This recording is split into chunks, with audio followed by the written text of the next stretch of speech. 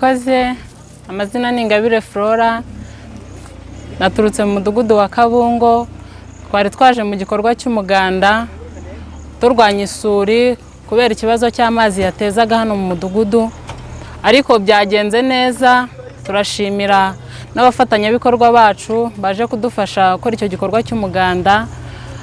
Turashimira AYF ndetse na Surufo bafatanyije, byagenze neza. Twabashimiye, Imana ibahe umugisha. Murakoze.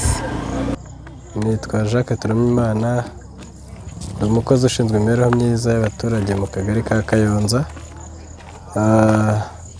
Twafatanyije n'umuryango International Youth Fellowship mu muganda wo kurwanya isuri mu kagari ka Kayonza mu mudugudu wa Miyange.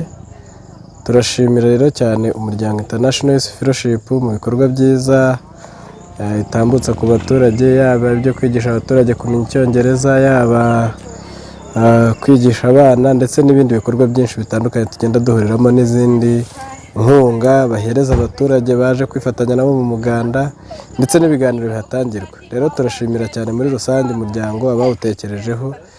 Imana ibahe umugisha cyane, kandi n'ubundi tuzakomeza gukorana mu bikorwa bitandukanye biteza imbere umuturage, bikura umuturage ahantu hamwe bimuganisha ahandi. Rero hamwe n'ubuyobozi bw'akagari turashimira uyu muryango, kandi dushimira n'abaturage bitabiriye, ndetse tubizeza ubufatanye. Murakoze cyane.